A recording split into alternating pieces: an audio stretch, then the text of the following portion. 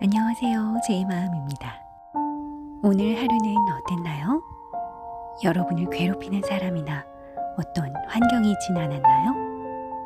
나를 괴롭히는 어떤 상황에 대해서 여러분은 어떻게 대처하시나요?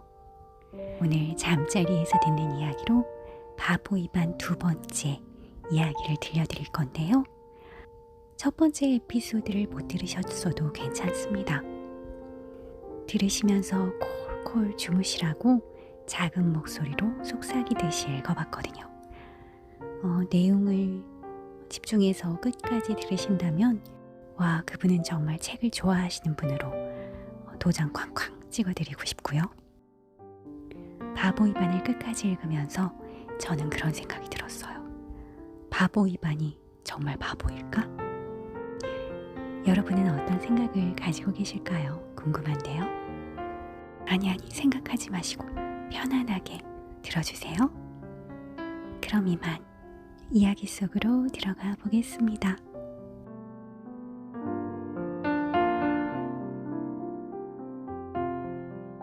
바보 입안. 레프 톨스토이 지음. 출판사 모모북스.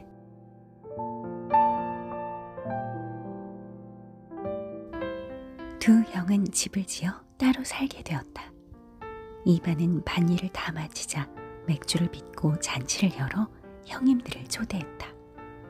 그러나 형들은 이반의 초대를 무시하며 이렇게 말했다. 농부들이 벌이는 잔치에 가서 뭐 하겠어? 이반은 농부들과 아낙네들을 잔치에 불러 음식을 대접하고 자기도 마셨다. 그리고 술이 거나하게 취하자 춤판이 벌어진 길거리로 나갔다.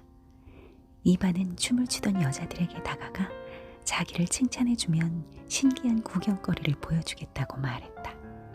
여자들은 모두 즐겁게 웃으며 그를 칭찬하고는 빨리 보여달라고 말했다. 잠시만 기다려요. 내가 곧 가져올게요. 이반은 씨앗 바구니를 가지고 숲 쪽으로 뛰어갔다. 여자들은 그 광경을 보고 그저 이반이 또 바보짓을 하나보다 하면서 자연스럽게 잊어버렸다. 잠시 후 이반은 무엇인가를 가득 채운 씨앗 바구니를 들고 돌아왔다. 나누어 줄까요? 그래, 줘봐. 이반은 금화를 한 움큼 쥐어 여자들에게 뿌렸다. 갑자기 소란이 일어났다. 여자들이 서로 금화를 주우려고 몰려들었던 것이다. 농부들도 앞을 다투어 몰려왔고 금화를 잡으려고 난장판이 되었다. 이반은 껄껄거리며 이 광경을 보고 있었다. 하지만 사람들이 한꺼번에 몰려드는 바람에 어떤 노파는 깔려 죽을 뻔했다. 이런 바보들, 노인이 깔릴 뻔했잖아요. 더 줄 테니 싸우지 말아요.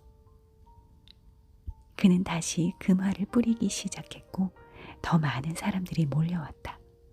상자에 있는 것을 모두 뿌렸지만 사람들은 더 달라고 난리였다. 이반이 말했다. 이제는 없습니다. 다음에 또 주지요. 자, 이제는 춤을 출까요? 재미있는 노래를 불러봐요. 여자들은 노래를 부르기 시작했다. 노래가 재미없네요. 그럼 어떤 노래가 더 좋겠어요? 내가 보여줄게요. 이반은 그렇게 말하고 헛간으로 가서 호밀단을 들어 알곡을 털어낸 후 세워놓고 흔들면서 말했다. 내 종의 명령이다. 호밀집 수만큼 군인이 되어라. 호밀단이 흩어지면서 군인이 되더니 북과 나팔을 불었다. 이반은 군인들에게 노래를 부르라고 명령하고 그들과 함께 거리로 행진했다. 사람들은 깜짝 놀랐다.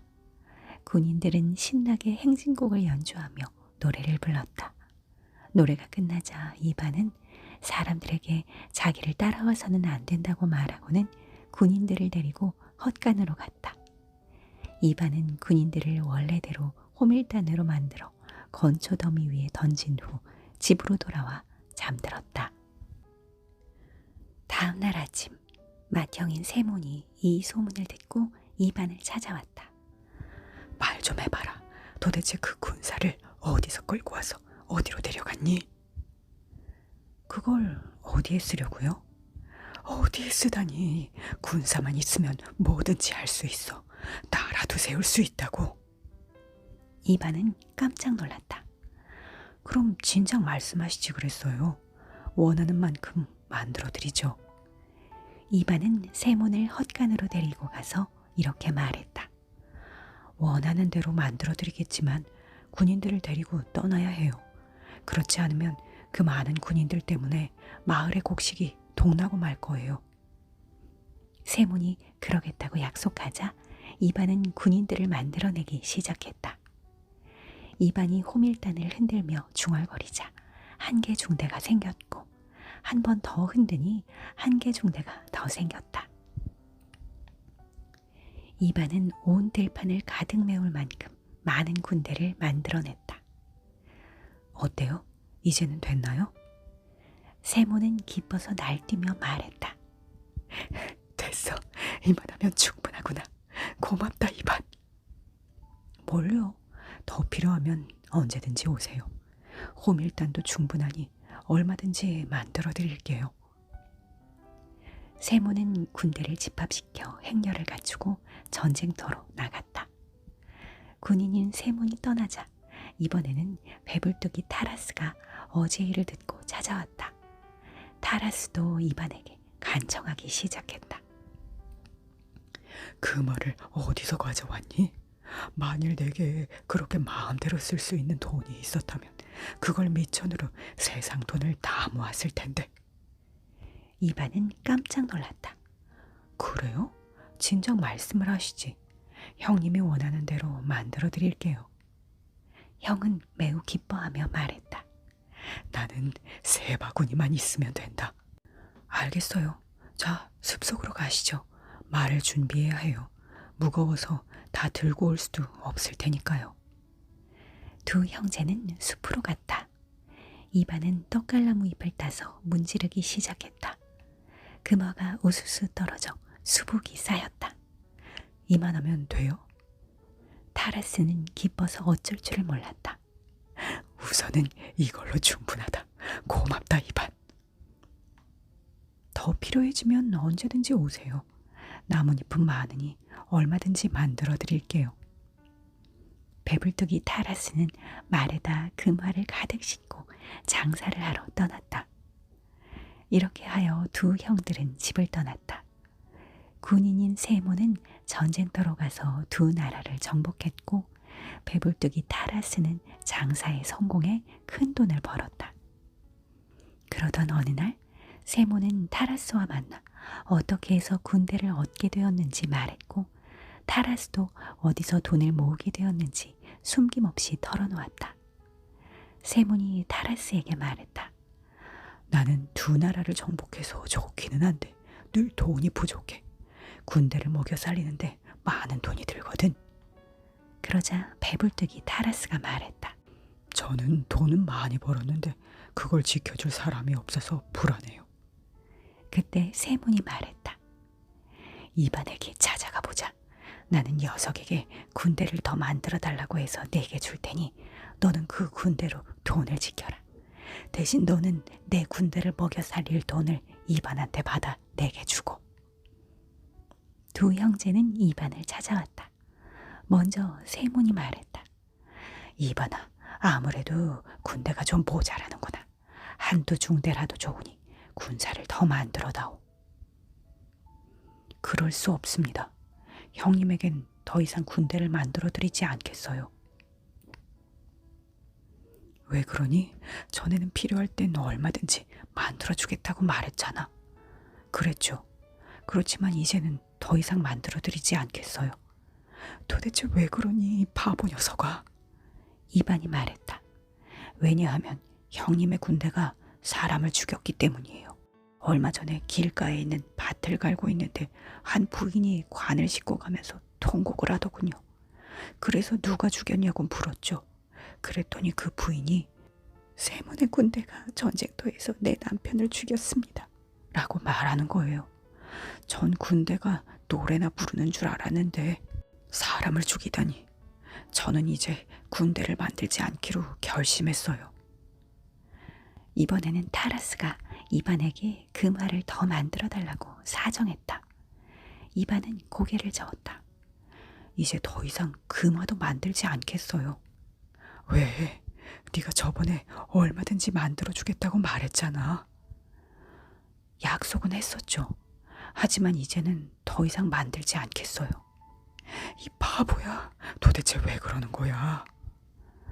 왜냐하면 형님의 금화가 미하일로프네 암소를 빼앗아갔기 때문이죠. 뭐? 내 금화가 뭘 빼앗았다고? 미하일로프 집에는 암소 한 마리가 있었는데 그 집 아이들은 그 우유를 마시고 있어요. 그런데 얼마 전에 그 아이들이 제게 찾아와서 우유를 좀 달라는 거예요. 그래서 나는 너희 집도 암소가 있잖니? 하고 물었더니 아이들은 타라스의 하인이 찾아와서 엄마에게 금화 생잎을 주고 그 암소를 끌고 가 버렸어요. 라고 말했지요.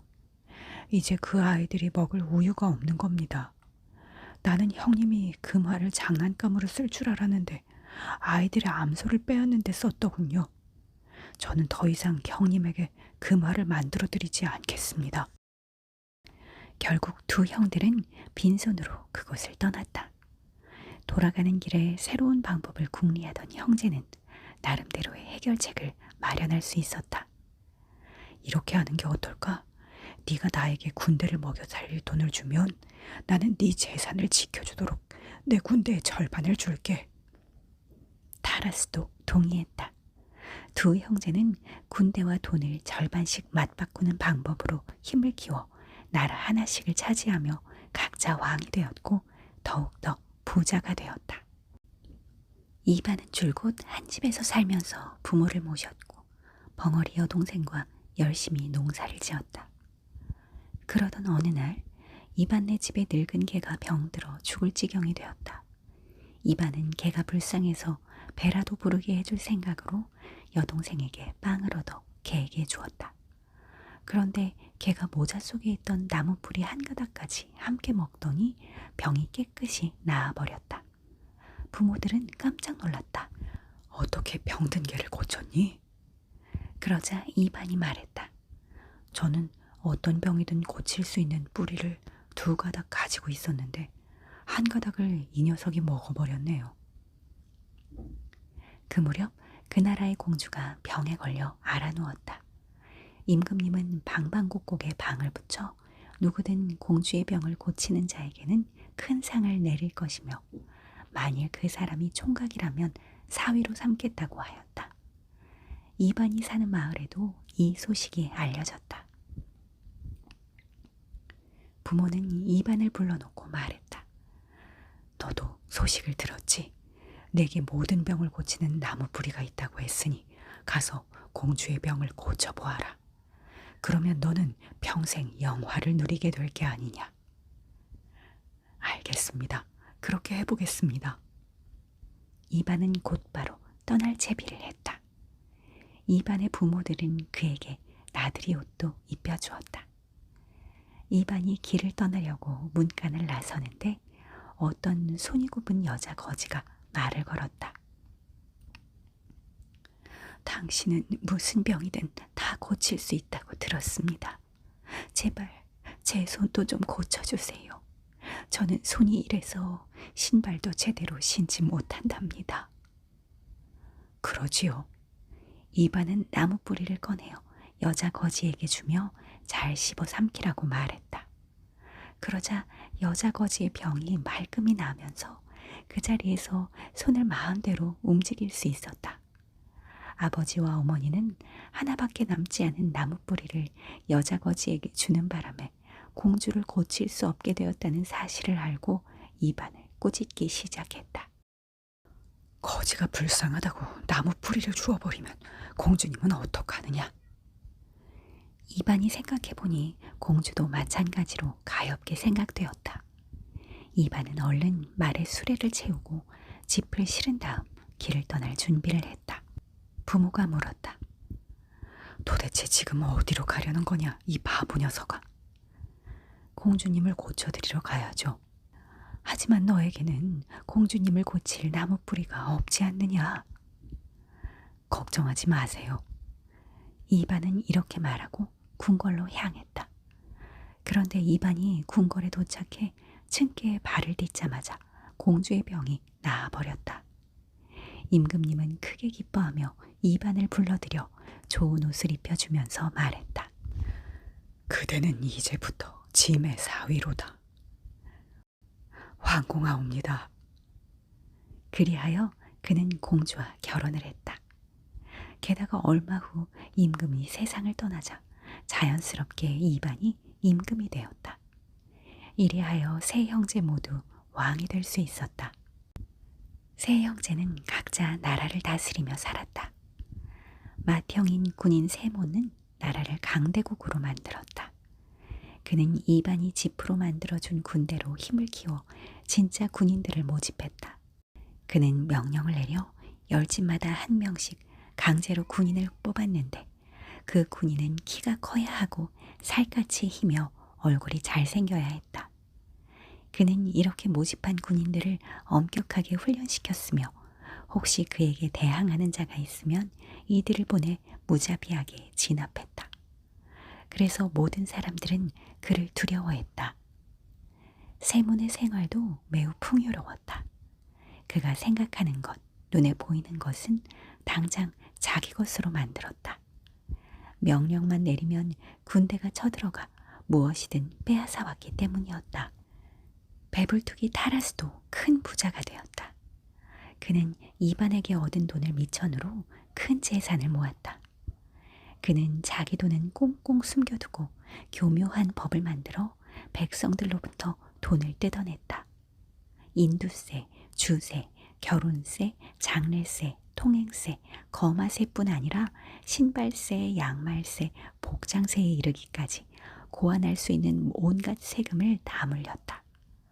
돈이 없는 백성들은 세금 대신 무엇이든 갖다 바쳐야 했고 그것마저도 없으면 강제 노동을 해야 했다. 바보 이반의 생활도 나쁘지는 않았다. 장인의 장례가 끝나자 그는 임금 복장을 벗어 왕비의 옷장에 넣어두고 다시 삼배 옷에 집신을 신고 일을 시작했다. 도무지 따분해서 못 견디겠어. 일을 안 하니 배만 자꾸 나오고 입맛도 없고 잠도 오지 않아. 이반은 그의 부모와 벙어리 여동생을 불러와서 옛날처럼 다시 일을 시작했다. 그러자 신하들이 몰려와 그에게 말했다. 당신은 임금님인데 왜 일을 하십니까? 임금도 먹어야 살 것 아닌가? 어느 날은 대신이 들어와 이렇게 말했다. 신하들에게 봉급으로 줄 돈이 없습니다. 할 수 없지. 돈이 없다고 그대로 말하시오. 그러면 신하들은 일을 하지 않을 것입니다. 나라 일은 안 해도 좋소. 그들은 결국 자유롭게 자기 일을 하게 될 테니까 거름이나 가져오라고 하시오. 아마 거름은 많이 만들어 놓았을 거요. 백성들이 이반에게 재판을 해달라고 찾아왔다. 한 사람이 이렇게 말했다. 이놈이 내 돈을 훔쳤습니다. 그러자 이반이 말했다. 그래? 그렇다면 저 사람이 돈이 필요해서 그랬겠지. 이반의 기이한 행동을 보고 사람들은 그가 바보라는 사실을 알게 되었다. 왕비도 이반에게 말했다. 모두들 당신이 바보라고 말한답니다. 난 괜찮아요. 이반의 아내는 생각에 생각을 거듭한 끝에 남편이 바보인 만큼 자신도 바보라고 생각했다. 그리고 그녀는 이렇게 결심했다. 내가 어찌 남편의 뜻을 거스를 수 있겠어? 바늘이 가는 대로 실이 따라가는 게 맞지. 그녀도 왕비의 옷을 벗어 옷장 속에 넣어두고 벙어리 처녀에게 농사일을 배우러 갔다. 일을 다 배운 다음에는 남편을 돕기 시작했다. 이반의 나라에서 똑똑한 사람들은 모두 떠나버렸다. 남은 사람들은 모두 바보들 뿐이었고 그들은 돈이란 걸 가지고 있지 않았다. 모두들 스스로 혹은 서로 도우며 일을 해서 먹고 살았다.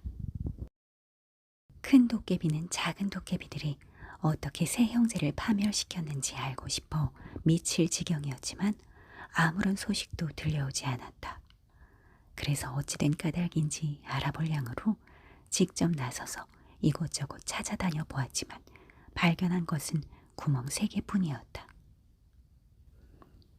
아무래도 실패한 모양이군. 그렇다면 내가 직접 나설 수밖에 없지. 큰 도깨비는 이반 형제를 찾아갔으나 그들은 이미 옛날에 살던 곳에는 없었다. 그는 세 형제를 각기 다른 곳에서 찾아냈다. 셋은 모두 건재했고 각자의 나라를 다스리고 있었다. 큰 도깨비는 화가 치밀어 올랐다. 큰 도깨비는 먼저 장군으로 위장하고 군인인 세몬의 나라로 찾아갔다. 왕께서는 훌륭한 군인이라고 들었습니다. 저 또한 군대와 전쟁에 대해선 익힌 바가 있사와 전하를 섬기고자 합니다.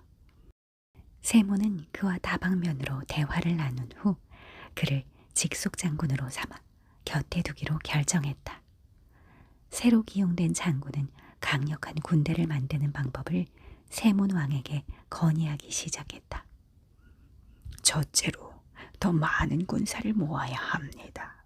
그렇지 않으면 이 나라에서 편안하게만 지내려는 백성이 너무 많아질 것입니다. 젊은 사람들은 누구를 막론하고 모두 징집해야 합니다. 그러면 폐하의 군대는 예전보다 5배나 커질 것입니다. 둘째로 최신식 무기를 만드십시오.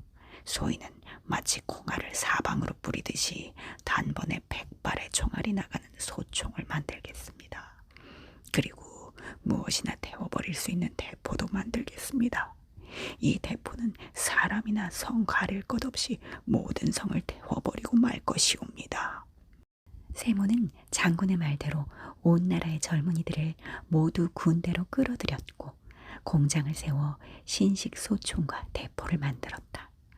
그리고 곧장 이웃 나라로 쳐들어갔다. 전쟁이 시작되자마자 세몬은 적군을 향해 총포를 퍼부으라고 명령하여 단번에 절반을 불태워버렸다. 이웃 나라 임금은 곧 항복하면서 자기 나라를 세몬에게 바쳤다. 세몬은 매우 기뻐하며 말했다. 이제는 인도를 정복해야겠다. 전쟁 소식을 알고 있던 인도 왕은 세몬의 전술 전략을 완전히 파악한 후 자기 나름의 계략을 덧붙였다. 인도 왕은 젊은 청년뿐만 아니라 처녀들까지 모조리 군사로 뽑았다. 그 결과 인도의 군대는 세몬의 군대보다 훨씬 더 커졌다. 또한 인도 왕은 세몬이 가지고 있는 소총과 대포를 만드는 법을 이미 습득했을 뿐만 아니라 공중을 날아다니며 폭탄을 투하하는 방법까지 고민해냈다. 세몬은 인도로 쳐들어갔다. 지난번 전쟁처럼 쉽게 이기리라 생각했다. 그러나 제 아무리 좋은 낫이라 해도 언제까지 날카로운 건 아니었다. 인도 왕은 세몬 군대가 사정권 안까지 들어오지 못하게 하면서 여군들을 공중으로 띄워보내 하늘에서 폭탄을 떨어뜨렸다. 여군들은 마치 진딧물에다가 약을 뿌리듯이 공중에서 세몬의 군대에게 폭탄을 퍼붓기 시작했다. 세몬의 군대는 혼비백산하여 뿔뿔이 흩어졌고 나라를 빼앗긴 세몬만 간신히 도망쳐 나왔다. 세몬을 해치운 큰 도깨비는 다음으로 타라스의 나라로 갔다. 그는 상인으로 변장하여 타라스의 나라에 자리를 잡고 모든 물건을 비싼 값으로 사주자 온 백성들이 돈을 벌기 위해 몰려들었다. 돈이 생긴 백성들은 그동안 타라스에게 빚진 돈을 모두 갚았고 새로 내야 할 세금도 기한 내에 모두 바쳤다. 타라스는 매우 기뻐하며 상인을 칭찬했다. 세금이 잘 거쳐 재산이 더욱더 늘어나자 타라스는 새로운 궁전을 지을 계획을 세웠다. 타라스는 궁전을 지을 목재와 돌을 나르면 비싼 품삯을 주겠노라고 백성들에게 알렸다. 그는 백성들이 돈을 벌기 위해서 예전처럼 몰려올 것이라고 생각했다. 그런데 백성들은 목재며 돌을 모두 그 상인에게 팔아버렸고 일꾼들도 그 사람 곁에서만 일했다. 타라스는 할 수 없이 품삯을 대폭 올렸지만 상인은 더 많은 돈을 뿌렸다. 타라스도 많은 돈을 가지고 있었지만 상인이 그보다 더 많은 돈을 가지고 있었던 것이다. 궁전 공사는 중단되고 말았다. 타라스는 또한 정원을 만들겠다고 마음먹고 가을쯤에 백성들에게 명령을 내렸지만 아무도 오지 않았고 모두들 상인의 연못파는 일에 몰려들었다. 겨울이 오자 타라스는 새로운 모피코트를 만들기 위해 신하에게 검은 담비 가죽을 사오라고 명령했지만 신하가 빈손으로 돌아와서 이렇게 말했다. 그 상인이 모조리 사버려서 가죽을 구할 수 없었사옵니다. 그자는 비싼 값으로 검은 담비 가죽을 사들여 양탄자를 만들었다 하옵니다.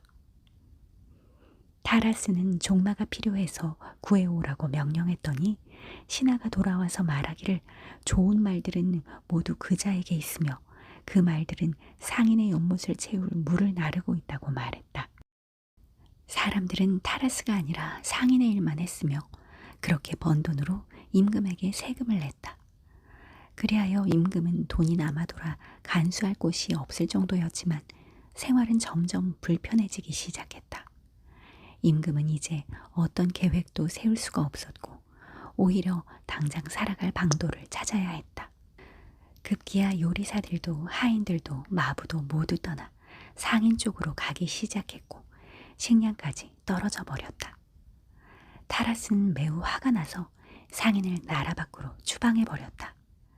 그러나 상인은 국경의 자리를 잡고 똑같은 일을 계속했으므로 백성들은 여전히 임금에게 오지 않고 그에게로 몰려갔다. 이제 타라스의 사정은 매우 심각해져서 며칠씩 굶기도 했다.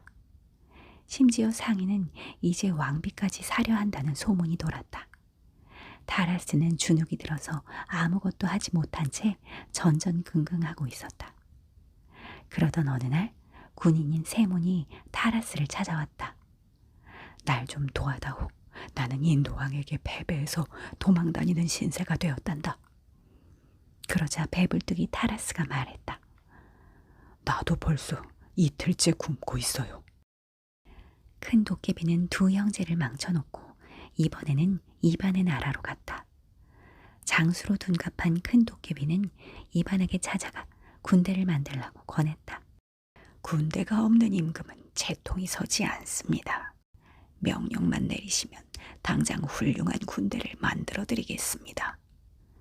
이반이 말했다. 좋소, 한번 만들어 보시오. 그리고 군인들이 노래를 잘 부를 수 있도록 훈련시키세요. 오랜만에 군인들의 노래를 듣고 싶군요. 큰 도깨비는 이반의 나라를 돌아다니면서 병사를 모집했다. 군대에 지원하는 자에게는 모두 보드카 한 병과 빨간 모자를 주겠다고 약속했다. 그러나 바보들은 코웃음을 치며 말했다. 술은 우리에게도 많아. 직접 만드니까 말이야. 그리고 모자도 필요하면 여자들이 만들어준다고. 알록달록한 것이든 레이스가 달린 것이든 말이야. 지원자가 한 명도 없자 큰 도깨비는 이반을 찾아가 다른 방법을 쓰겠다고 말했다. 이 나라의 바보들은 스스로 군인이 될 생각이 없습니다. 그러니 강제로 모집할 수밖에 없습니다. 그럼 그렇게 해보시오. 큰 도깨비는 백성들이 모두 군인이 되어야 하며 만약 명령을 거역하는 자는 임금께서 사형을 내릴 것이라고 엄포를 놓았다. 바보들은 장군에게 몰려가 이렇게 말했다. 군대에 지원하지 않으면 사형을 내린다고 했는데 그럼 군대에 지원하면 어떻게 되는 겁니까? 군대에 가면 목숨을 잃을 수도 있잖아요. 뭐 그럴 수도 있지. 그러자 바보들이 체념한 듯 말했다. 그렇다면 우리는 군인이 되지 않겠습니다. 어차피 죽을 거라면 차라리 집에서 죽는 게 나을 테니까요. 정말 바보 같은 놈들이로구나. 군인이 된다고 해서 반드시 죽는 건 아니지만 명령을 어기면 이반 왕에게 반드시 죽게 될 것이다. 바보들은 곰곰이 생각해보다가 이반 왕에게 달려갔다. 장군이 우리들에게 모두 군인이 되라고 명령했습니다. 군대에 가면 죽을지 살지는 모르지만 나가지 않으면 이반왕께서 우리를 사형에 처한다고 말씀하셨는데 그게 사실이옵니까? 이반은 껄껄 웃었다. 어떻게 나 혼자서 그대들을 전부 죽일 수 있겠느냐. 내가 바보가 아니었다면 그대들에게 잘 설명해 주련만. 나도 뭐가 뭔지 몰라 답답할 뿐이다. 그러면 우리들은 군대에 나가지 않겠습니다요. 그래, 군대에 안 나가도 좋다. 바보들은 장군에게 군인이 되지 않겠다고 말했다. 큰 도깨비는 일이 전혀 풀리질 않자 이웃나라의 타락한 왕에게 가서 아첨하며 싸움을 부추겼다. 이반왕을 정복할 좋은 기회가 왔습니다. 그 나라에 돈은 없지만 곡식이나 가축은 아주 많답니다. 타락한 왕은 군사를 크게 모으고 총과 대포를 준비해 이반의 나라로 쳐들어갔다. 백성들이 이반에게 달려가 말했다. 임금님, 타락한 왕이 쳐들어옵니다. 그래? 그럼 그냥 놔둬. 타락한 왕은 먼저 선발대를 파견해 이반 군대의 움직임을 살폈다. 척후병은 이곳저곳을 돌아다녀 봤지만 군대 같은 것은 보이지 않았다. 그러나 어딘가에 숨어 있다가 기습을 할지도 모른다는 생각에 며칠을 살펴보았으나 군대는 코빼기도 보이지 않았다. 싸우려고 해도 싸울 상대가 없었던 것이다. 타락한 왕은 군대를 보내 마을을 점령했지만 마을 사람들은 군인들을 바라만 볼 뿐이었다. 군대는 바보들에게 곡식이나 가축을 약탈했지만 바보들은 무엇이나 거리낌 없이 흔쾌히 내주었고 어느 누구도 자기 자신을 방어하지 않았다. 군인들이 다른 마을로 가보았으나 거기서도 마찬가지였다. 군인들은 그날도 다음 날도 여러 마을을 돌아다녀 보았지만 마찬가지였다. 있는 것은 다 내주었고 어느 한 사람도 애써 자기를 지키려 하지 않았다. 오히려 마을로 와서 자기들과 함께 살자고 권유했다. 그 나라가 살기 곤란하면 우리나라에 와요. 같이 삽시다. 백성들은 모두 스스로 일해서 먹고 살았고 자기만 잘 먹고 잘 살겠다고 아등바등하며 살지 않았으며 오히려 서로를 도와가며 살았다.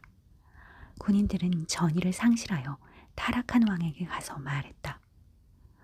우리들은 전쟁을 할 수가 없습니다. 우리들을 다른 나라로 보내주십시오. 전쟁다운 전쟁이면 좋겠는데 이건 무엇이옵니까? 마치 약하고 힘없는 사람들을 무참히 죽이는 것 같아 이 나라에서는 더 이상 싸울 수 없사옵니다. 타락한 왕은 화가 치밀어 군대에게 명령했다. 온 마을을 돌아다니면서 들쑤셔놓고 집과 곡식을 불사르고 가축들을 죽여버려라. 만일 내 명령에 따르지 않는 놈이 있다면 누구를 막론하고 모두 처벌할 것이다. 군사들은 겁이 나서 나라를 돌아다니며 왕의 명령대로 실행하기 시작했다. 집이나 곡식을 불태우고 가축들을 닥치는 대로 죽였다. 그래도 바보들은 스스로를 지키려 하지 않았고 다만 눈물만 흘릴 뿐이었다. 남녀노소 할 것 없이 모두 울었다. 무엇 때문에 당신들은 우리를 괴롭히는 겁니까? 어째서 우리 재산을 못 쓰게 만드는 겁니까? 필요한 게 있으면 그냥 가져가면 되지 않습니까? 군인들은 양심의 가책 때문에 몹시 우울해져서 아무것도 할 수 없었다. 이윽고 군대는 뿔뿔이 흩어지고 말았다. 큰 도깨비는 이반의 나라를 떠나버렸다. 군대의 힘으로는 도저히 이반을 괴롭힐 수 없었기 때문이었다. 대신 큰 도깨비는 다시 말쑥한 신사로 위장하여 이반의 나라에 들어왔다. 배불뚝이 타라스처럼 돈으로 괴롭혀볼 생각이었다. 저는 당신에게 도움이 될 훌륭한 지식을 전하고자 합니다. 그 전에 먼저 제가 이 나라에서 집을 짓는 장사를 시작해 보겠습니다. 좋은 생각이네요. 이 나라에서 사십시오. 다음 날 신사는 금화가 들어있는 커다란 자루와 종이를 가지고 광장에 나가서 이렇게 말했다. 여러분은 모두 돼지처럼 살고 있습니다. 저는 여러분들에게 어떻게 살아야 하는지를 알려드리고자 합니다. 먼저 이 도면처럼 제 집을 지어주세요. 내가 지시하는 대로 일을 하면 그 대가로 이 금화를 드리겠습니다. 신사가 금화를 보여주자 바보들은 모두 놀라고 말았다.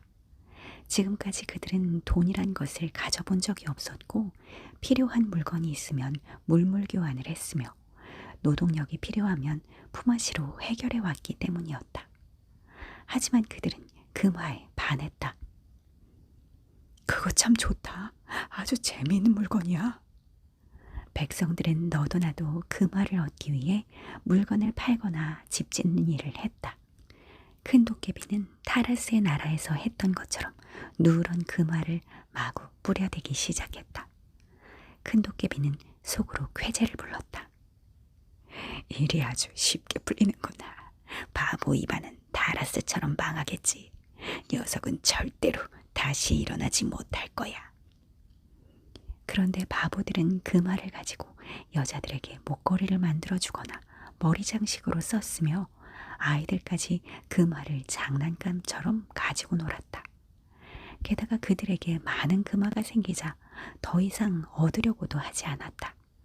신사의 궁궐 같은 집은 아직 절반도 지어지지 않았고 곡식과 가축도 채 1년분을 모으지 못했다.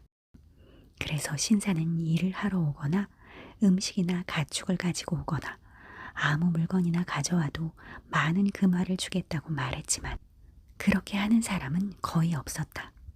가끔 아이들이 달걀을 가져와서 금화를 바꾸어 가는 정도였기에 먹을 것마저 부족하게 된 신사는 먹을거리를 사려고 마을 안을 돌아다녔다. 그러다가 어느 집으로 들어가 암탉을 사려고 금화를 내밀었지만 여주인은 그것을 받으려고 하지 않았다. 우리 집에도 그런 것은 많아요. 이번에는 혼자 사는 어부의 집에 들러 생선을 살 양으로 금화를 내밀었다.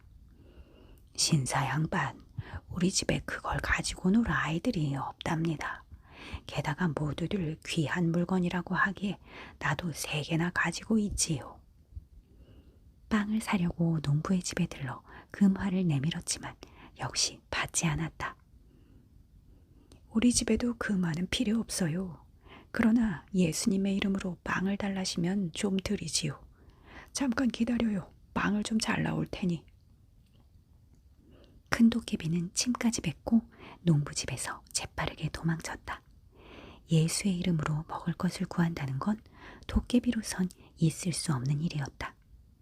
큰 도깨비는 아무것도 얻질 못했다. 사람들은 더 이상의 금화를 원하지도 않았고 그런 만큼 금화를 받고 무언가를 팔려고도 하지 않았다. 대신 다들 이렇게 말했다.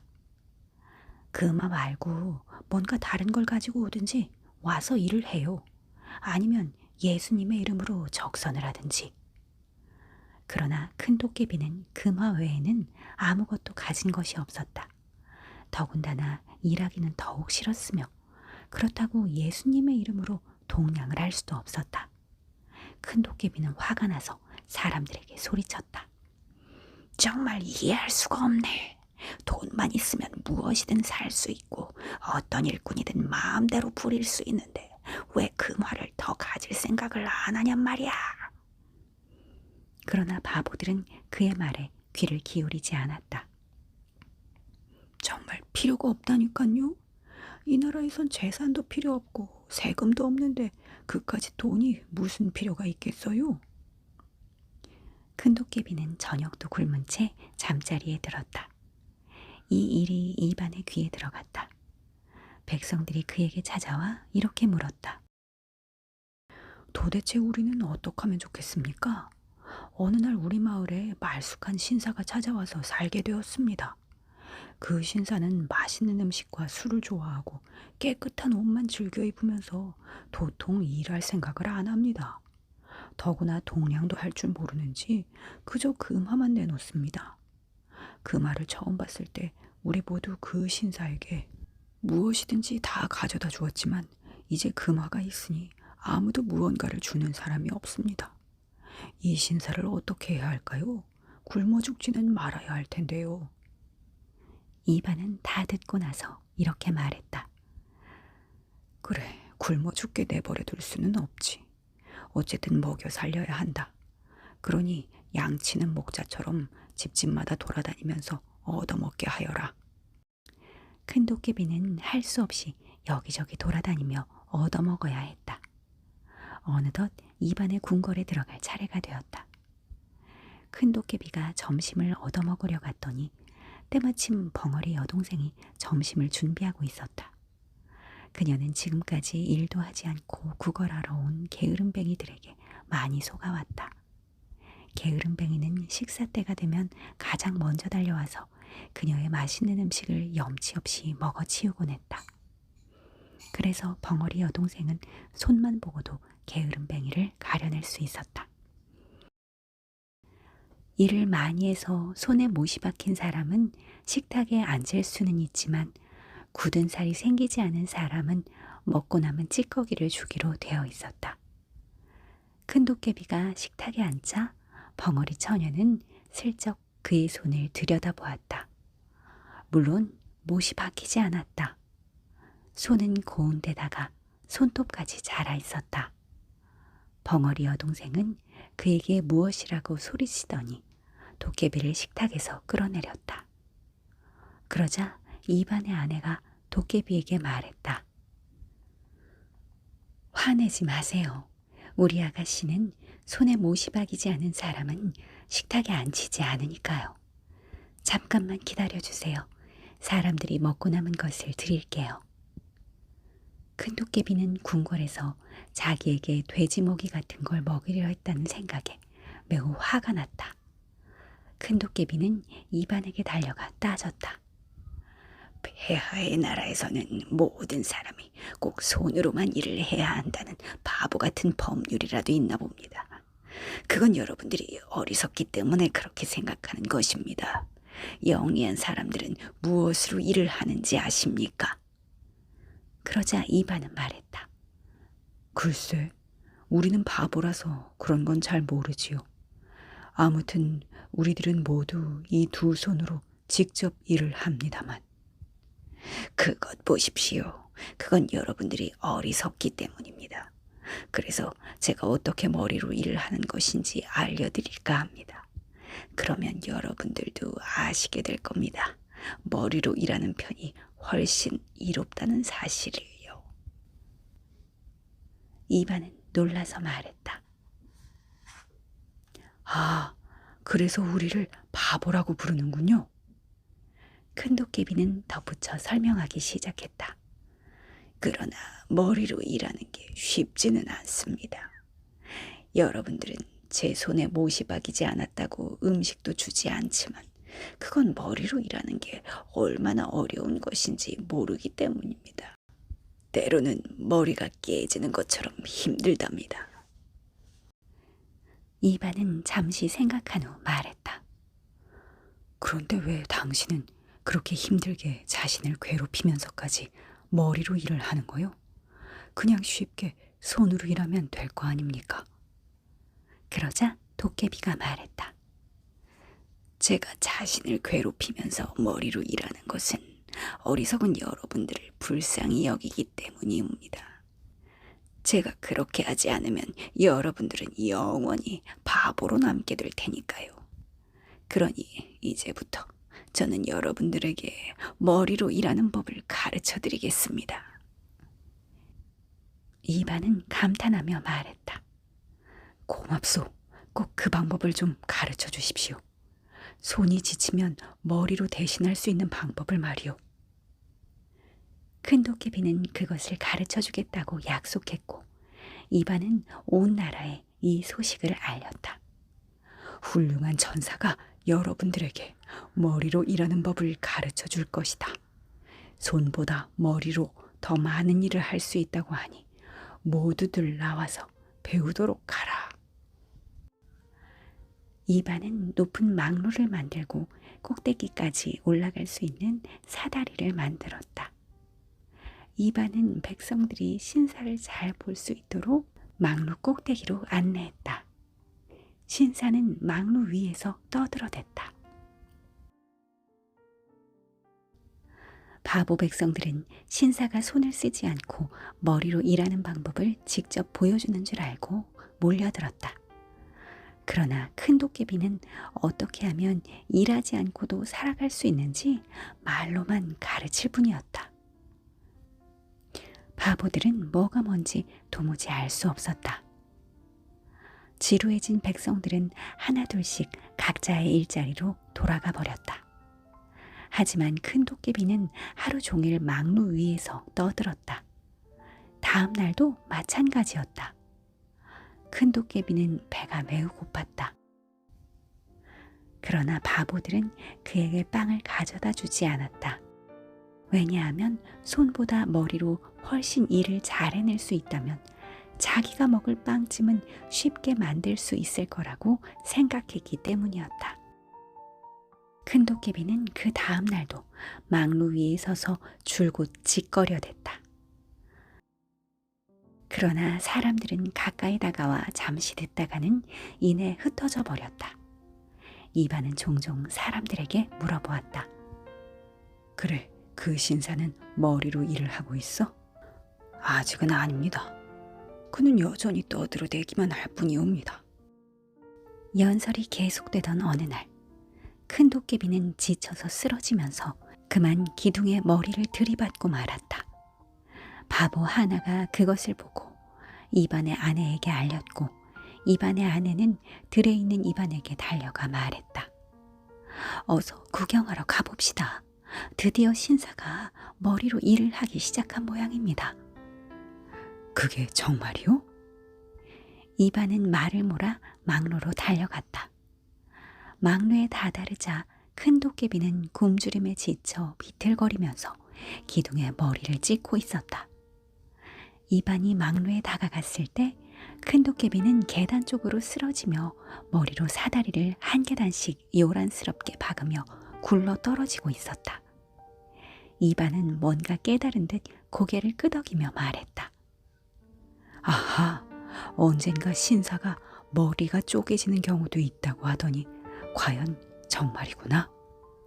그런데 아무리 봐도 손으로 일하는 것보다 훨씬 더 어려워 보이는데? 사다리를 따라 굴러떨어지던 큰 도깨비는 결국 땅바닥에 머리를 박고 말았다. 도대체 얼마나 많은 일을 했는지 살펴보려고 이반은 신사에게 가까이 다가갔다. 그 순간 땅바닥이 쫙 갈라지더니 큰 도깨비는 그 속으로 쏙 들어가 버렸다. 그리고 그 자리에는 구멍만 한 개 남았을 뿐이었다. 이반은 머리를 극적이며 말했다. 이런, 또 그 도깨비 녀석이었구나. 그 조그만 놈들 애비 정도 되는 놈인가 보다. 그리하여 도깨비는 모두 사라졌고 이반의 나라는 아무 문제 없이 평화를 지켰다. 소문을 들은 다른 나라의 온갖 백성들도 이반의 나라로 몰려들었다. 두 형들이 이반을 찾아오자 이반은 기꺼이 그들을 받아주었다. 또한 그 누구든지 찾아와서 우리를 좀 거두어 주십시오 라고 말하면 이반은 늘 이렇게 말한다. 그렇게 하시지요. 이곳에 와서 사시오. 여기는 무엇이든 많이 있으니까요. 그러나 이 나라에는 단 하나의 관습이 있었으니 손에 못이 박힌 자는 식탁에 앉을 수 있었지만 그렇지 않은 자는 남들이 먹다 남은 찌꺼기를 먹어야 한다는 것이었다.